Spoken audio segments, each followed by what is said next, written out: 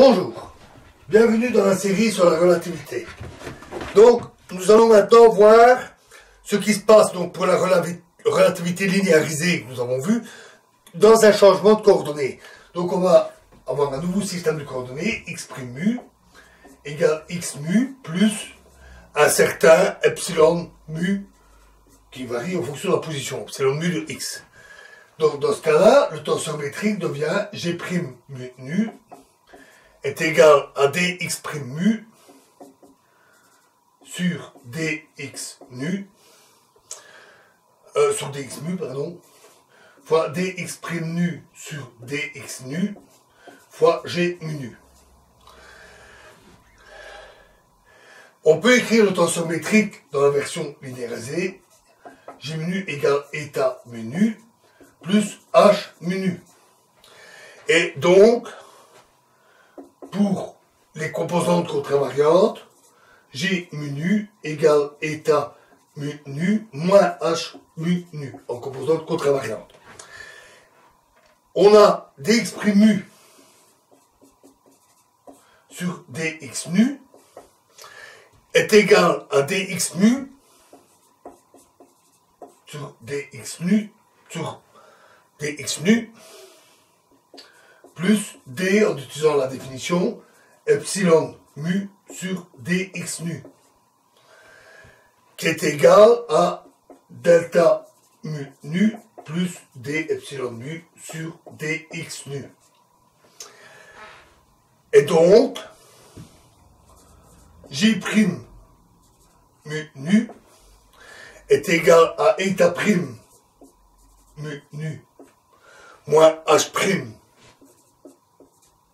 mu nu est égal à dx mu sur dx lambda fois dx, pardon, et dx' mu sur dx lambda fois dx' nu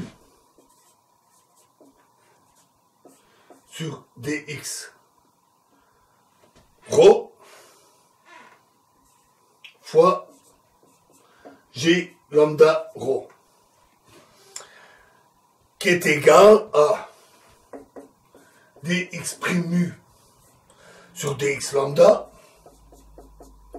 fois dx' nu sur dx rho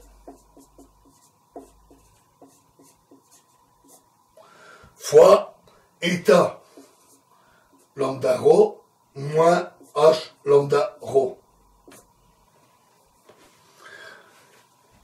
Et donc, c'est égal à delta mu lambda plus d epsilon mu sur dx lambda fois d nu lambda plus d epsilon nu sur dx lambda fois eta lambda rho moins h lambda rho. Et donc ainsi, en comparant au premier ordre, on trouve que eta' mu nu est égal à eta mu nu en négligeant les termes du second ordre en h, et h' mu nu est égal à h mu nu moins d epsilon mu sur dx lambda eta lambda mu moins d epsilon nu sur dx lambda eta lambda mu. Ou rho lambda, peu importe. Si on pose, donc ça c'est une définition, epsilon mu égale epsilon nu fois eta lambda mu, alors on a h' mu nu égale h mu nu moins d epsilon mu en coordonnées covariantes, dh' mu nu sur H égale H mu nu entre coordonnées covariantes égale moins d epsilon sur dx nu moins d epsilon sur epsilon mu et moins d epsilon nu sur dx mu. Ce qui nous donne notre transformation de H sous un changement de coordonnées. Si H mu nu est solution de l'équation d'Einstein, linéarisée au premier ordre, comme nous l'avons vu, en utilisant le tenseur de Ricci linéarisé au premier ordre, on trouve que le Lambertien de H mu nu est égal à D2 H lambda nu sur D x lambda dx mu moins D2 H lambda mu sur dx lambda dx nu plus D2 H lambda lambda sur dx mu dx nu.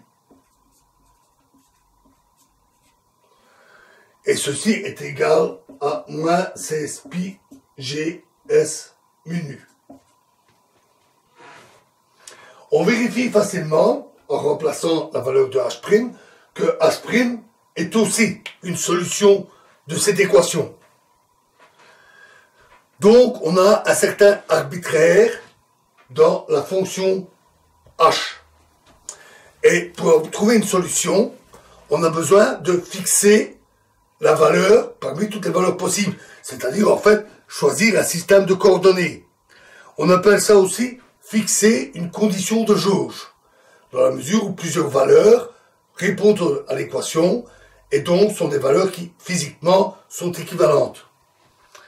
Donc, pour avoir un unique H mu nu, on utilise une condition, on utilise souvent une condition appelée condition harmonique, par analogie à des conditions harmoniques utilisées en électromagnétisme, telles que gamma lambda est définie comme G mu nu fois gamma lambda, G mu nu G mu nu, G lambda mu nu est posé égal à 0. Et on trouve ainsi, au final, comme équation, alors après, à partir de là et de cette condition, après un calcul fort long et vraiment fastidieux, donc je vous en fais grâce, après un long calcul, on trouve que dH mu nu par rapport à x mu est égal à 1/2 dH